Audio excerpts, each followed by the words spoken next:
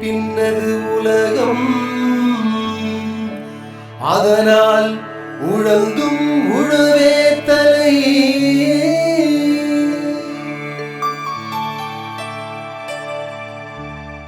Sir வணக்கம் sir. வணக்கம் sir. உங்கள் பேர் என்ன இந்த சொல்லுங்கள் சார். என் பேர் எம் சேகருங்க.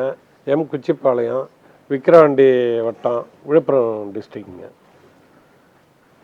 இயற்கை முறையில் கரும்பு சாகுபடி பண்ணுறேங்க. சப்போட்டா பண்ணுறேன், கொய்யா பண்ணுறேன், எலுமிச்சம் பண்ணுறேன்.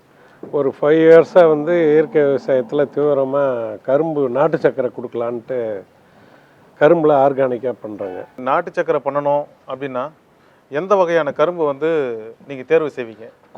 நாட்டு சர்க்கரைக்கு வெள்ளத்துக்கு டேஸ்ட்டுக்கு வந்து 86-032ன்னு ஒரு ரகங்க. அந்த ரகம் தான் இதுக்கு பெஸ்ட்டு. இதுங்க நல்ல வெரைட்டி. இது வந்து ஒரு 20 இயர்ஸாக இருக்குதுங்க இந்த ரகம். இதை முழுக்க முழுக்க நீங்கள் வந்து இயற்கை முறையில் பயிர் பண்ணுறீங்களா இல்லை? இல்லைங்க, முழுக்க இந்த நம்ம நாட்டு சர்க்கரை பண்ணுறதுக்குன்னே ஆர்கானிக்கில் இயற்கை முறையில் மாட்டு சாணம், கோமியம், மொலாசஸ்ஸு, உளுந்து மாவு எல்லாம் போட்டு அமிர்த கரைசல், ஜீவாமிர்தம்லாம் விட்றோங்க. பஞ்சகாவியா வந்து சின்ன பயிருக்கு ஸ்ப்ரே பண்ணுறது. உங்களுடைய சொந்த கரும்பு தான்? நம்ம சொந்த கரும்புங்க, பிளான்ட்டு சொந்த இது. நான் வெளியில் ஒரு கரும்பு கூட வாங்குறது இல்லைங்க. என் கரும்பு மட்டும் நான் ஓட்டி மார்க்கெட்டிங் கொடுத்துக்கிறேங்க. நம்ம கரும்பே வந்து சரியாக இருக்குங்க எனக்கு. அந்த அளவுக்கு நம்ம ஆர்கானிக் பண்ணுறது. வெளியில் வாங்கினா ஆர்கானிக் பண்ண மாட்டாங்க, உரம் போடுவாங்க, யூரியா போடுவாங்க, அது உப்பு கரிக்கும், உடலுக்கு தீங்கு. அதெல்லாம் ஆர்கானிக்குன்னும் போது நம்மளே பண்ணி நம்மளே இப்போ செய்கிறது தான் நல்லா இருக்குன்றதுனால அந்த முறையில் நம்ம பண்ணுறோங்க. இப்போ ஒரு வெள்ளம் யூனிட் அப்படின்னு வச்சுருக்கிறீங்க. இல்லைமாங்க, ஒரு நாளைக்கு எத்தனை டன் அரவை திறன் வந்து இந்த? என் கெப்பாசிட்டி நான் வச்சுருக்கிற இது வந்து 6 டன் ஓட்டலாங்க ஒரு நாளைக்கு. 4 கொப்பரைங்க, 1.5 டன்னு ஒரு கொப்பரைக்கு ஓடுங்க.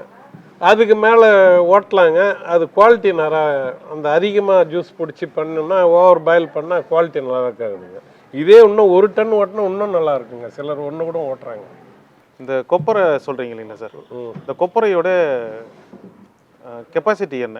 எத்தனை லிட்டர் கெப்பாசிட்டி அது? இது வந்து 1100 லிட்டரு 1.5 டன் ஓட்டினா ஜூஸ் வருங்க. நம்ம இது குவாலிட்டிக்கு அந்த 1100 தான் வச்சுருக்குறோங்க. டேங்க் வந்து 1200 லிட்டர் டேங்க் வச்சுருக்குறோங்க. அது நம்ம அந்த தேவையான அளவுக்கு ஜூஸுக்கு தேவையானது ஓட்ட போட்டு அதுக்கு தகுந்த மாதிரி வச்சு இறக்க வேண்டியதுங்க. ஒன்று ஓடிக்கினே இருக்கும், அடுத்தது வந்து லோடு பண்ணிக்கினே இருப்பாங்க. எத்தனை டிகிரி வரைக்கும் இது கொதிக்கும் பொழுது அந்த பதம் உங்களுக்கு கிடைக்கும் சார்? அது நேரத்துக்கு வெயிலுக்கு தகுந்த மாதிரி டிகிரி மாறும், மழை நாளைக்கு தகுந்த மாதிரி டிகிரி மாறுங்க. நம்ம பார்க்குறது அந்த பதத்தை எடுத்து தண்ணியில் போட்டு பார்க்குற மாதிரி தான் கரெக்டான பதம், சர்க்கரை குவாலிட்டி வருங்க. எரிபொருள்லாம் எப்படி நீங்கள் அதுக்கு பயன்படுத்துறீங்க? இந்த கரும்பு அரைக்கிறோம்ல, அதுலேருந்து எடுக்கிற சக்கரை இருக்குதுங்களா, அதை காய வச்சு அதையே எரிய போட்டுருங்க. பாயில் பண்ணுறது வேறு எதுவும் இல்லைங்க. இது சக்கை இல்லாமல் வெளியில் வாங்கிலாம் இதுக்கு தனியாக எரி போடணும்னா ஒன்றும் லாபம் வராதுங்க பெரிய லெவலில். இது இப்போ இந்த சக்கையிலே பண்ணுறது தான் ஓரளவுக்கு நமக்கு யூஸ்ஃபுல்லாக இருக்குங்க. ஒரு 1000 லிட்டரு சாரை நீங்கள் ஒரு தடவை ஊற்றி கொதிக்க வைக்கிறீங்கன்னா அது எத்தனை கிலோ வந்து நாட்டு சர்க்கரையாக நீங்கள்? அது எப்படின்னா, 1 டன்னு கரும்பு ஓட்டினோம்னா 100 கிலோ சர்க்கரை வருதுங்க. 10 மாதம் முதிர்ந்த கரும்பாக இருந்ததுன்னா 100 கிலோ வருங்க. கரும்பு நல்லா ஓட்டமாக நல்லா இருந்ததுன்னா அந்த 100 கிலோ வரும். கரும்பு சரியில்லைன்னா 90 கிலோ 80 கிலோ வரும். நானே ஃபஸ்ட்டு ஓட்டும்போது 5 வருஷத்துக்கு முன்னாடி 80 கிலோ 90 கிலோ தான் வந்ததுங்க. இப்போ 100 கிலோ வருது. வெள்ளத்துக்கு என்ன மாதிரியான பதத்தில் எடுப்பீங்க? சர்க்கரைக்கு என்ன மாதிரியான பதத்தில் எடுப்பீங்க? வெள்ளத்துக்கு வந்து கொஞ்சம் அந்த சர்க்கரை கொஞ்சம் முருவலாக பாவு எடுக்கணுங்க. வெள்ளத்துக்கு கொஞ்சம் முன்னாடி எடுத்துடணுங்க. அது உருண்டையாக பிடிச்சா வெள்ளங்க. இது தூளாகி பழையில் மத்து வச்சு நசுக்கிறாங்க பாருங்கள், அது மாதிரி நசுக்கிட்டால் நாட்டு சர்க்கரைங்க. இதில் வேறு எந்த மூடு மந்திரம் இல்லைங்க. இது சர்க்கரை எப்படி வருதுன்னு சிலர்லாம் கேட்குறாங்க. டவுனில் இருக்கிறவங்க என்கிட்ட வாங்கி போகிறவங்க இது எப்படிங்க பண்ணுறீங்கன்னு கேட்குறாங்க. உருண்டை பிடிச்சா வெள்ளம், தூளாக்குனா சர்க்கரை. இப்போ சர்க்கரையை தூளாக்குறதுக்கு புதுசாக நவீன இயந்திரங்கள்லாம் வந்துருக்குங்களே? நவீன இயந்திரம்லாம் இருக்குங்க.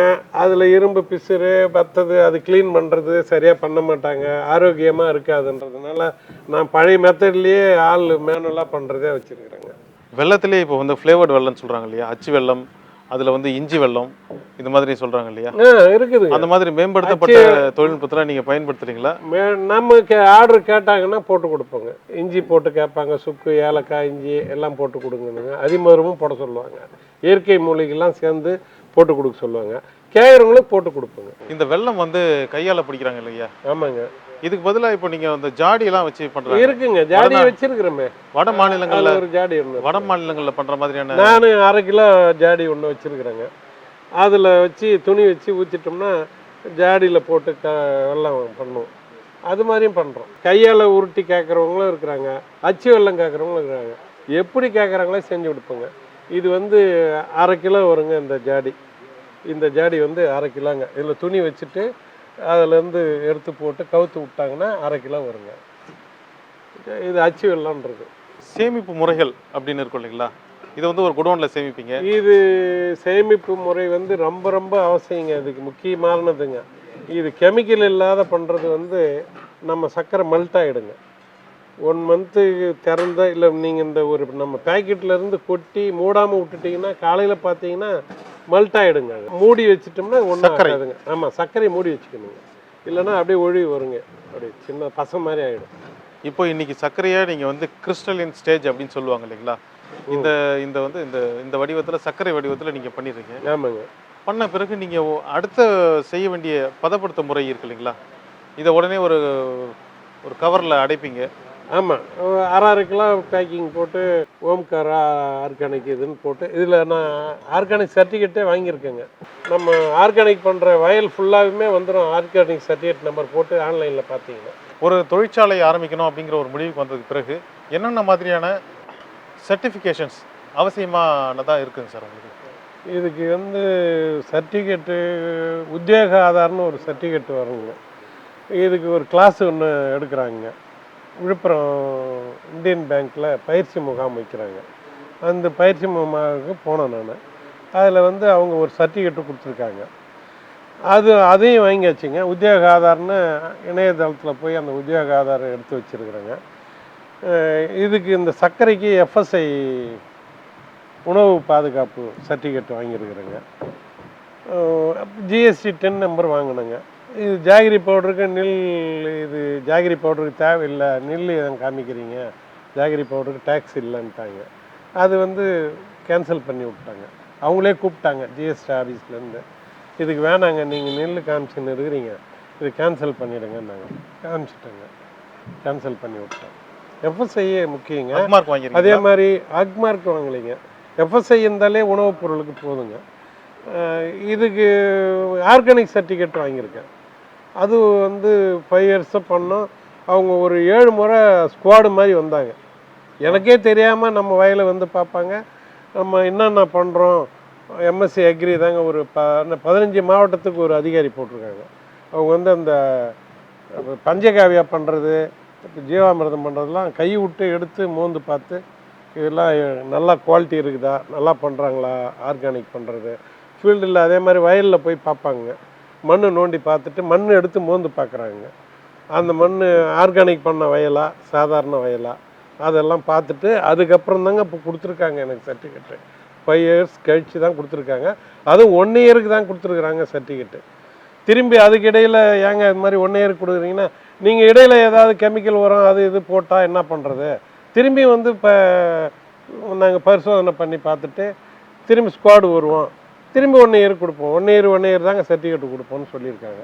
சரிங்க, நீங்கள் 1 இயருக்காக கூட கொடுங்க, அதனால என்னங்கன்னு கேட்டாங்க. இப்போ கொடுத்துருக்காங்க, வாங்கி வச்சு. இந்த இயற்கை விவசாயிக்கான சான்றிதழ் வந்து உங்களுக்கு மத்திய அரசுலேருந்து வழங்கப்பட்டதா இல்லை மாநில அரசுலேருந்து வழங்கப்பட்டதா? இது வந்து மத்திய அரசும் மாநில அரசும் சேர்ந்து தாங்க இதுக்கு போட்டிருக்காங்க.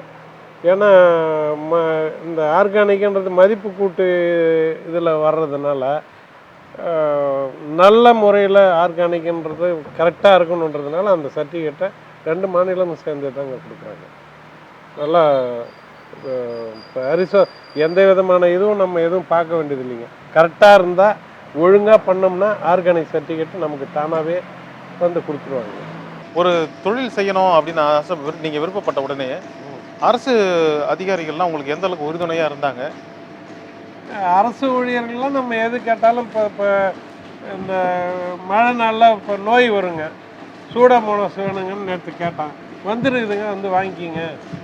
சூடாமோனஸ் அந்த கரும்புல சிகப்பாகுங்க நோய், அதுக்கு வரும். கொய்யாவில் நோய், வாடல் நோய் வரும். அதுக்கெல்லாம் அரசுல கேட்டால் வேளாண்மை துறையில் எல்லாமே ஒத்துழைப்பு பண்ணுறாங்க, கொடுக்குறாங்க. இப்போது ஒரு ஆலை ஆரம்பிக்கணும் அப்படிங்கிற உங்களுக்கு ஒரு அந்த யோசனை வந்த உடனே ஒரு தனி மனுஷனால் உங்களால் சாதிக்க முடிஞ்சுதா, இல்லை நீங்கள் ஏதாவது ஒரு அமைப்பில் இருக்கிறீங்களா? நான் இது முதல்ல பக்கத்து ஊரில் ஒரு 10 கிலோமீட்டரில் பிஎஸ் பாளையம்னு ஒரு ஊருங்க. அவங்க ஆர்கானிக் குரூப் சுவாசம்னு ஒரு ஆர்கானிக் குரூப்பில் சேர்க்கறதுக்கு என்னை கூப்பிட்டாங்க. அதில் 365 பேர் இருக்கிறோம் அந்த ஆர்கானிக் குரூப்பில். அந்த ஆர்கானிக் குரூப்பில் தான் நானும் இருக்கிறேங்க, சுவாசம் குரூப். உழவர் உற்பத்தியாளர் நிறுவனம் சுவாசம் சொல்லியிருந்தீங்க இல்லைங்களா? ஆமாங்க. அவங்க மூலமாக உங்களுக்கு கிடைச்ச உதவிகள் என்ன, உங்களுக்கு என்ன மாதிரியான உத்வேகங்கள், என்ன மாதிரியான என்னன்னா, நமக்கு அந்த சுவாசம் குரூப் மூலயமா தாங்க ஆர்கானிக் சர்டிஃபிகேட்டே வாங்கினது. அந்த அந்த குரூப்பில் இருக்கிறதுனால தாங்க வந்து இணைஞ்சி வாங்க முடியுது. தனியாக போயிருந்தா சீக்கிரம் கிடைக்காதுங்க. அந்த குரூப்பில் இருந்து தாங்க வாங்கணும். சுவாசம் குரூப்பில் வருஷம் ஒரு தடவை வந்து மீட்டிங் அரேஞ்ச் பண்ணுவாங்க. அந்த மீட்டிங்கில் அட்டன் பண்ணுவோம். யார் யாருக்கு எது எது பயிர் இருக்குது, என்ன இருக்குது, யார் எப்படி மாற்றிக்கலாம், நெல் வேணுமா நெல், உளுந்து வேணுன்றவங்க உளுந்து.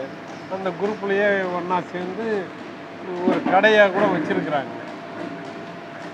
அந்த சுவாசம் குரூப்பில் கடை வச்சுருக்காங்க, நல்லா போகுதுங்க. நீங்கள் உற்பத்தி செஞ்ச பொருளை விற்பனை பண்ணுறதுக்கு ஒரு உழவர் உற்பத்தியாளர் நிறுவனம் உங்களுக்கு எந்த அளவுக்கு உறுதுணையாக இருக்குது? இந்த ஆர்கானிக் சர்டிஃபிகேட் விற்பனை செய்கிறதுக்கே வந்து மெயினாக வந்து நம்ம ஆர்கானிக்குன்றதுக்கு சர்டிஃபிகேட் வாங்குறோம் இல்லை, அதே முக்கியமானது இல்லையா? அந்த சுவாசம் குரூப்பில் இணைவதே வந்து அந்த அந்த ஆர்கானிக் சர்டிஃபிகேட் வாங்குறதுக்கு நமக்கு முக்கியத்துவம், அதுக்காக நன்மையாக இருக்குது. இப்போது ஒரு வெள்ளை யூனிட் நீங்கள் ஆரம்பிச்சிங்க. இப்போது இந்த இபியில் மின் வாரியத்தில் வந்து உங்களுக்கு சில சப்சிடிலாம் தராங்க இல்லைங்களா? ஆமாங்க. அதெல்லாம் நீங்கள் வாங்கியிருக்கீங்களா? நான் சப்சிடிக்கு போகலைங்க. இது என்ன ஆச்சுன்னா, நான் இந்த கிளாஸுக்கு போனேங்க. அது கிளாஸுக்கு போனதுனால அவங்க சர்டிஃபிகேட்டு கொடுத்தாங்க, பயிற்சி முகாம் பண்ணாங்க. அதில் வந்து உத்தியோக ஆதார்னு ஒரு சர்டிஃபிகேட் எடுத்து மின் இணைப்பில் வந்து இணைச்சிட்டோம்னாலே நமக்கு யூனிட்டுக்கு வந்து 4000 ரூபாய்க்கு குறைச்ச மின் இணைப்பு கொடுக்குறாங்க. அந்த உத்தியோக ஆதார் இல்லைன்னாக்கா 6 ரூபா 7 ரூபா யூனிட்டுக்கு வருங்க. அந்த பயிற்சி முகாமுக்கு போனதுனால உத்தியோக ஆதார் கிடைச்சது. நமக்கு மின்சார வாரியத்திலேருந்து நம்ம குறைஞ்ச இதில் யூனிட்டுக்கு கொடுக்குறாங்க. சலுகை விலையில் மின் கட்டணத்தை? ஆமாம், சலுகை விலையில் மின் கட்டணம் இப்போ கட்டணும். 4000 ரூபாங்க. 500 யூனிட் 1000 யூனிட் போனால், அதுக்கு மேலே போனால் 5 ரூபாங்க. அதுக்குள்ளே முடிஞ்சு போகுதுங்க. அது இல்லைன்னா, உத்தியோக ஆதார் இல்லைன்னா 6 ரூபா 7 ரூபா அப்படி வந்துடுங்க. அரசு தரப்புல இருந்து வேறு என்னென்ன மாதிரியான சப்சிடி பேட்டர்ன் வந்து உங்களுக்கு இருக்குது? அதை எப்படியெல்லாம் இன்னும் வரக்கூடிய இளைஞர்கள் வந்து எப்படிலாம் அதை பயன்படுத்திக்கலாம்? இப்போ பிரதம மந்திரி பிஎம்இஜிபின்னு போடுறாங்க இல்லைங்க, பிரதம மந்திரி வேலைவாய்ப்பு திட்டத்தின் கீழே இளைஞருக்கு கொடுக்குறாங்க. அது நிறைய மத்திய அரசு சலுகைகள்லாம் கொடுத்துருக்காங்க. இந்த மாதிரி ஒரு வெள்ளம் அமைக்கிற தொழிற்சாலை அமைக்கிறதுக்கு பயிற்சி, கடனுதவி மற்றும் மானியம் இதெல்லாம் தர மாதிரி அரசு தரப்புலேருந்து வேறு எந்தெந்த துறைகள்லாம் இது வந்து உங்களுக்கு உதவிகரமாக இருக்கிறாங்க? இது வந்து காதி போர்டில் கொடுக்காங்க. மாவட்ட தொழில் மையம், அதாவது டிக்குன்னுவாங்க, அவங்க மூலயமா பயிற்சியாக கொடுக்குறாங்க. அது பயிற்சி அளித்து ஒரு சர்டிஃபிகேட்டு கொடுக்குறாங்க. பயிற்சி மூலயமா வங்கி மூலையும் கடன் கொடுக்குறாங்க. அதில் மானியமும் கொடுக்குறாங்க. 20 ஜென்ஸாக இருந்தால் 25%, லேடி பேரில் போட்டால் 30% கொடுக்குறாங்க. மானியமும் உண்டுங்க. 10 lakhs நான் லோன் வாங்கினேன், எனக்கு 25% மானியம் கொடுத்துருக்காங்க. நான் மாதம் மாதம் கட்டின்னு வரேங்க லோனு. 2 துறையிலையுமே அரசு தரப்பில் பயிற்சி கொடுத்து நமக்கு லோனும் கொடுக்குறாங்க. பயிற்சின்னு சொல்லும்போது எத்தனை நாள் பயிற்சி? 10 நாள் பயிற்சி கொடுக்குறாங்க. இதில் இந்த பயிற்சியில் என்னென்னலாம் சொல்லித்தராங்க சார்? மதிப்பு கூட்டுதல் எப்படி, தொழிலாளர் அதாவது வேலையாளுங்களை எப்படி வேலை வாங்கிறது, தொழிலாளர் நலம் எப்படி, அவங்க வேலையாளுங்களுக்கு உடல் நலம் அவங்கள எப்படி பார்த்துக்கணும், அதை பற்றி கொடுத்தாங்க. இது எப்படி பண்ணால் எப்படி மார்க்கெட்டிங்க்கு பண்ண முடியும், இதெல்லாம் சொல்லி கொடுத்தாங்க. சார், இப்போ ஒரு வெள்ள உற்பத்தியாளர் அல்லது நாட்டு சர்க்கரை உற்பத்தியாளர் கடைபிடிக்க வேண்டிய சுகாதார முறைகள்லாம் என்னென்ன? இதில் முக்கியமாக என்னன்னு கேட்டிங்கன்னா சுகாதாரம் தாங்க முக்கியம்.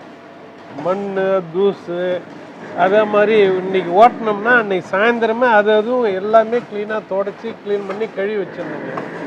அது அந்த அழுக்கெல்லாம் இருந்ததுனாலே ஒரு புளிப்பு மாதிரி ஆகி இந்த சாறு குவாலிட்டியே அந்த நல்ல முறையில் சர்க்கரை இருக்கிறதே வீணாகிடுங்க. க்ரஷரை முதல்ல சாயந்தரம் நிறுத்தந்துமே அந்த கரும்பு பிழியுதுங்களா, அந்த இயந்திரத்தை க்ளீனாக தண்ணி ஊற்றி கழுவி வாஷ் பண்ணி எடுத்துருவோங்க. அந்த சல்லடையிலேருந்து ஜூஸ் வருது இல்லையா, அந்த சல்லடையும் க்ளீன் பண்ணி அலசி தனியாக கட்டி க்ளீன் பண்ணுறோம். பம்பு பண்ணுறதுலேயே அந்த பைப்புலேருந்து டியூப் வழியாக வேலை டேங்குக்கு போகுதுங்க, அந்த டியூப்பையும் க்ளீன் பண்ணணுங்க. இந்த பலகையில் சர்க்கரையை கொட்டு இது பண்ணுறோமே அதை க்ளீனாக படுதா போட்டு மண், தூசி, டஸ்ட்டு இல்லாமல் இவங்க இந்த சர்க்கரை நசுக்கும் போது தலையிலேருந்து முடி விழாமல் பேசாதீங்கன்னு சொல்லுவேன் நான். முதல்ல பேசணுன்னா தூரமாக போயிடுங்க, அங்கே நின்று பேசாதீங்க. சுகாதாரமாக சுத்தமாக இருக்கணும் நம்ம சர்க்கரை பண்ணுறதுனால. அது மாதிரி க்ளீன் பண்ணி பண்ணுவோம். கொப்பரையும் அன்னன்னைக்கு சாயந்தரம் வந்து கழுவி அலசி தொடச்சி எடுத்து தாங்க வச்சுட்டு மறுநாள் செய்வோம். அது மாதிரி செஞ்சால் தாங்க இது பொருள் வந்து நல்லா சுத்தமாகவும் சுகாதாரமாகவும் இருக்கும், எந்த நோய் நொடி இல்லாமல் நமக்கு இருக்கும். இப்போது ஒரு வெல்லம் காசும் பொழுது மொலாசஸ் அப்படிங்கிற கழிவு பொருள் வந்து நீங்கள் தனியாக பிரித்து எடுக்கிறீங்க. ஆமாங்க. அந்த கழிவு பொருளை எப்படி நீங்கள் வந்து மதிப்பு கூட்டி எப்படி அதை நீங்கள் பயன்படுத்துகிறீங்க சொல்லுங்கள். இந்த மொலாசஸ் வந்து நான் வந்து சாணம், கோமியம், இந்த மொலாசஸையும் சேர்த்து விட்டோம்னா நுண்ணுயிர் வந்து டெவலப் சீக்கிரமாக ஆகுங்க. அது இல்லாமல் நான் சாண எரிவாயு அடுப்பு வச்சுருக்கிறேன். அந்த சாண எரிவாயு அடுப்புக்கு இதில் சாணம் ஒரு 10 கிலோ போட்டோம்னா இதில் 10 லிட்டர் போட்டோம்னா 2 மடங்கு கேஸ் உற்பத்தி ஆகுங்க. என் வீட்டுக்கு வந்து ஒரு 30 வருஷம் ஆகுதுங்க. 30 வருஷமாக சாண எரிவாயு தாங்க யூஸ் பண்ணுறேன். இந்த மொலாசஸ் அதுக்கு ஒரு முக்கியத்துவம் கொடுக்குதுங்க. மெயினாக வந்து கரும்பு சாணத்துக்கு இந்த மொலாசஸ் போட்டோம்னா நுண்ணுயிர் சீக்கிரம் டெவலப் ஆகுங்க. மண்புழுவும் வந்து நிறைய உற்பத்தி ஆகுங்க. அதனால் நான் எனக்கு தேவைக்கு அதிகமாக இருந்தால் சிலர் பக்கத்து ஊரில் ஒரு 5 லிட்டர் கேட்பாங்க, 10 லிட்டர் கேட்பாங்க. அவங்களுக்கு ஒரு 10 ரூபா ரேட்டுக்கு குறைச்சி தாங்க கொடுக்குறேன். நான் சொந்த வயலுக்கும் நிறைய இது தாங்க மதிப்பு கூட்டத்தில் இதில் மொலாசஸ் போட்டு பண்ணாக்கா நம்ம உரம் பணம் போட்டு வாங்குறோம்ல, அதெல்லாம் தேவையில்லாத வேலையாகி போகுது. இந்த மொலாசஸ்லேயே நான் தயார் பண்ணி தான் எல்லா உரமும் இயற்கை முறையில் வரோம். பஞ்சகாவியம், அமிர்த கரைசல், ஜீவாமிர்தம், கனஜீவாமிர்தம் எல்லாமே பண்ணுவோம். இதெல்லாம் மீன் அமிலம் இதெல்லாம் உற்பத்தி பண்ணி நீங்கள் சொந்த தேவைக்காகவும் வச்சுக்கிறீங்க. வெளியில் முக்கியமாக யாராவது வந்து கேட்குறாங்க, நான் முதல் பண்ணுறேங்க, நீங்கள் எப்படி செய்கிறீங்க, எனக்கு கொஞ்சம் கொடுங்க மாதிரினா கொடுப்போங்க. உங்களுடைய சர்க்கரை மற்றும் வெல்லம் இந்த நாட்டு சர்க்கரையோட விற்பனை பற்றி நான் தெரிஞ்சுக்கலாங்களா? இதை வந்து ஒரு மொத்த விற்பனையாளர்கிட்ட கொடுத்துறீங்களா? இல்லைங்க, மொத்த விற்பனையாளர் வந்து சென்னையில் வந்து வாங்கி போகிறாங்க. அவங்க வந்து 1 டன் 2 டன் எடுத்து போவாங்க. இங்கே வந்து நான் பாண்டிச்சேரியில் ஒரு 15-20 கடையில் கொடுக்குறேங்க. விழுப்புரத்தில் கொடுக்குறேன், பண்ருட்டி கொடுக்குறேன், எல்லா இடத்துலையும் நான் ரீட்டெயிலாகவே கொடுக்குறேன். இப்போ ஒரு உற்பத்தியாளருக்கு பிராண்ட் அப்படிங்கிறது எவ்வளோ அத்தியாவசியமான விஷயம், ஏன் செய்யணும்? இப்போ நாட்டு சர்க்கரை வந்து பிராண்ட் இல்லாதவே லூஸில் போட்டு வருதுங்க, கலப்படம் பண்ணி வருது. பிராண்டட் போட்டோம்னா இந்த ஏரியா இந்த ஊர் போட்டோம்னா நம்ம ஆர்கானிக் பண்ணுறோம் எல்லாமே அதில் பிராண்டு போட்டால் தான் தெரியுங்க. பிராண்டட் போட்டோன்னா இந்த பிராண்டுன்னு கேட்டு வாங்கி சாப்பிடுவாங்க. பிராண்ட் இல்லாத போட்டோம்னா எந்த சர்க்கரை இது எங்கேருந்து வந்ததோ, நம்மளே கொடுத்தோம்னா கூட இது யாருக்கு வாங்கி கொடுக்குறாங்களோ இல்லை வேறு எந்த பொருளோ இன்னும் இருப்பாங்க. நம்ம பிராண்டு போட்டு கொடுத்தோம்னா முக்கியத்துவம், அது நிறைய நன்மைகள் இருக்குது. முதல்ல சர்க்கரை பண்ணும்போது பிராண்ட் இல்லாத சாதா கவரில் போட்டு எடுத்துமே கொடுத்தாங்க. பெரிய பெரிய டிபார்ட்மெண்ட் ஸ்டோர்லாம் என்ன சொன்னாங்க, ஆர்கானிக் பண்ணுறன்றீங்க, சாதா கவரில் போட்டு எடுத்துன்னு வரீங்க, ஒரு பிராண்டட் நேமு, எஃப்எஸ்ஐ சர்டிஃபிகேட்டு இதெல்லாம் போட்டு அட்ரஸ் போட்டு எல்லாம் கொடுத்தீங்கன்னா தான் நாங்கள் இங்கே மக்கள் வந்து அதை விரும்புவாங்க. நீங்கள் சாதாரண கவரில் கொடுத்தா விரும்ப மாட்டாங்கன்னாங்க.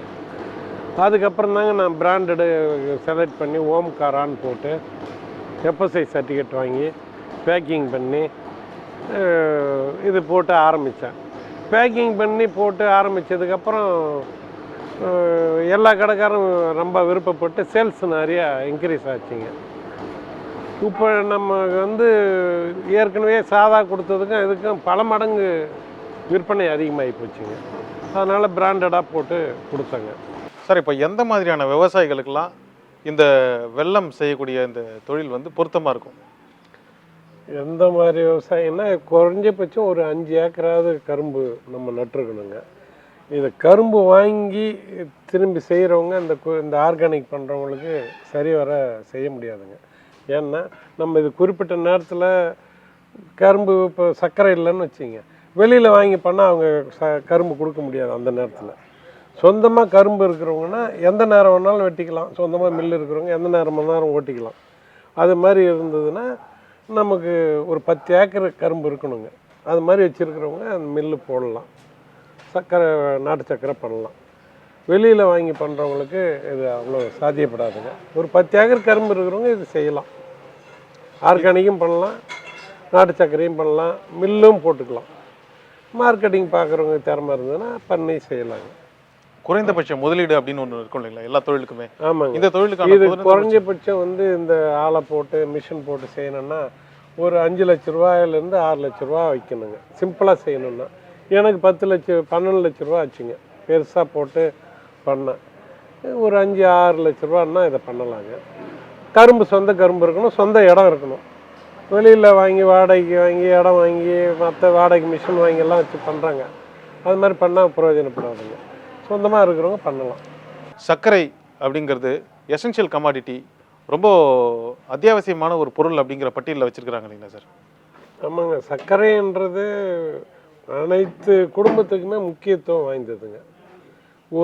ஒவ்வொரு குடும்பத்துலேயும் ஒரு வீட்டில் பார்த்தீங்கன்னா ஒரு 1/2 கிலோ சர்க்கரையாவது எப்பயும் இருக்கும். குழந்தையிலேருந்து முதியோர்லேருந்து இள வயதுலேருந்து எல்லாருக்குமே சர்க்கரை ஒவ்வொரு குடும்பத்துலேயும் 1/2 கிலோ அளவுக்கு வச்சுருப்பாங்க. அனைத்து இதுக்குமே சர்க்கரை உபயோக முறையாக வந்துடுது. உலக நாடுகள்லேருந்து பார்த்திங்கன்னா ஈஜிப்தில் வந்து நம்ம நாட்டை விட அதிகமாக உபயோகப்படுத்துகிறாங்க. நம்ம இந்தியாவிலையும் சர்க்கரை அதிகமாக உபயோகப்படுத்துகிறாங்க.